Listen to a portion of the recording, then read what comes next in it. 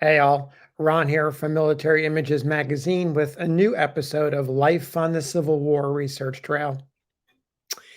Living in the 19th century was not exactly easy.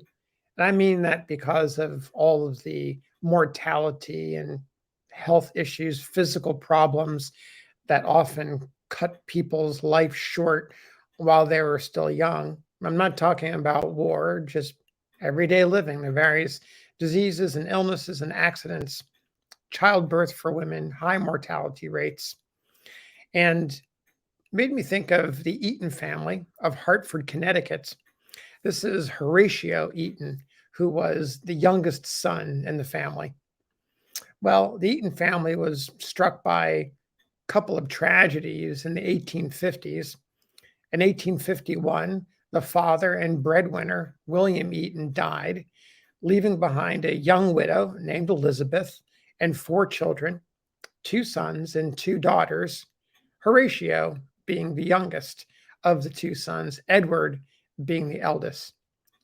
Generous friends helped support the family, but it wasn't enough.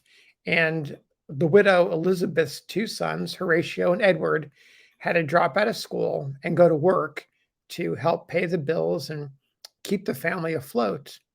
They did that until 1859 when Edward, the eldest son, died, leaving Horatio as the sole man in the family. He was 20 years old and now found himself as the breadwinner with a mother and two daughters to support. Well, 2 years later, the war came along and he had a choice to make. He decided to go to war and to fight in the Union Army for Connecticut, the 1st Connecticut Infantry, for a 3-month enlistment.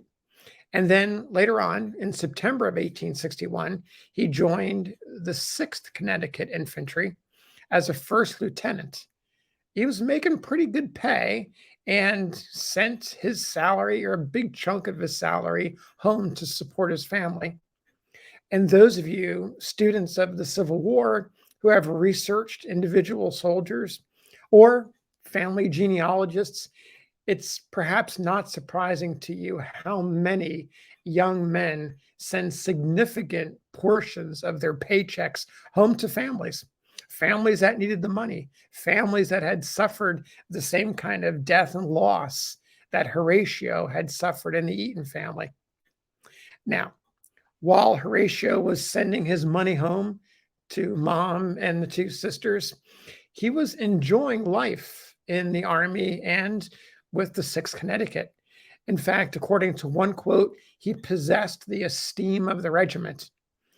In 1862, in Beaufort, South Carolina, he explained to a friend that, quote, the life that I had lived the past year has worked me down to a mere nothing, but I've never felt better in my life than at present.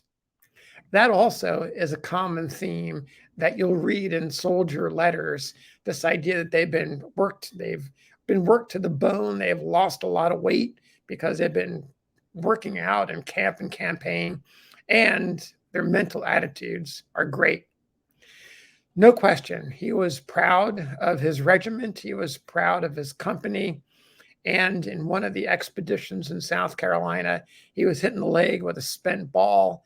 And as a result of this expedition into South Carolina, he wrote that his men were fighters, not members of some newspaper regiment that craved media exposure. Things were looking up. The money kept coming home.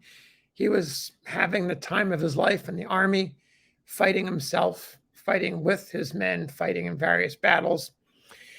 In the winter of 1864, he was promoted to captain, company commander. It was good. He was proving himself. By this time, he was laying aside half his salary for the family. However, the money would stop coming home forever after a third tragedy struck the family on May 16th, 1864, in Virginia at the Battle of Drury's Bluff. This passage in a book called The Military and Civil History of Connecticut during the War of 1861 to 1865, explains what happened. Quote, in the Battle of Drury's Bluff, the 1st Connecticut Battery took part. Also, the 6th, 7th, 8th, 10th, 11th, and 21st Connecticut Infantries. More or less skirmishing was kept up until the 16th, at which time the enemy had fallen back to a defensible line stretching from Fort Darling to the railroad, and our forces had strengthened their position in front.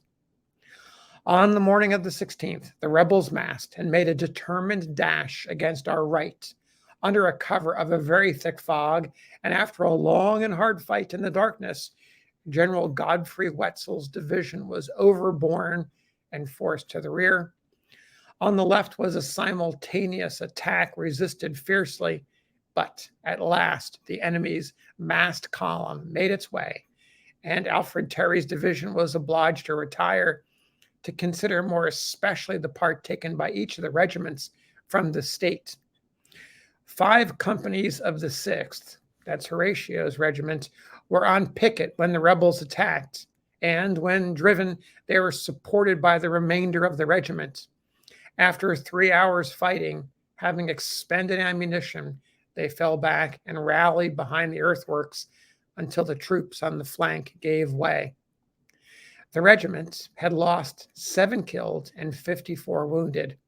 Among the wounded were Lieutenant Colonel Lorenzo Meeker, Captains Charles H. Nichols, John N. Tracy, and Henry Beeble, and Lieutenants Bennett C. Lewis, Charles J. Buckby, and Norman Provost. Captain Horatio D. Eaton of Hartford was killed while gallantly leading his men before Fort Darling. So there you have a reference to his death at Fort Darling during the Battle of Drury's Bluff. An obituary in a local Connecticut newspaper provides a bit of additional detail and some notes about his war service and those who mourned. Here's that obituary. The death of Captain Horatio D. Eaton. The many friends of Captain Horatio D. Eaton of the 6th Connecticut Volunteers will be pained to hear of his death, which happened in the battle on Monday, the 16th instant, in front of Fort Darling. Quote, he was shot twice, writes a lieutenant of the same regiment, at the post of the duty in the extreme advance with his company, and was carried from the field by a brother officer. He survived but an hour. Captain Eaton enlisted as a private in the Light Guard, Company A, 1st Regiment, and served with credit through the 3 months campaign. Returning home, he rapidly recruited a company and again went forth with the 6th Regiment, the first that had left after his return. In the siege of Fort Pulaski, in the various engagements in Charleston Harbor, in the Battle of Pocatalico, Florida, and in the memorable storming of Fort Wagner, he bore an active part and finally gave up his life for his country in front of Fort Darling. He was a brave, noble officer, almost idolized by his company, whose wants he tenderly cared for, and his loss will be sadly regretted by his mourning relatives and his many friends in the city. The writer didn't mention the money that was coming home, those paychecks at half a salary that Horatio, the breadwinner of the family, could no longer send. However, a generous federal government applied their reserves to give a pension to the widow of the Eaton family and the mother of the lost son Horatio, who perished in battle, and she and her daughters received that pension to help support them without their youngest son. So thanks for listening. See you on the next episode of Life on the Civil War Research Trail.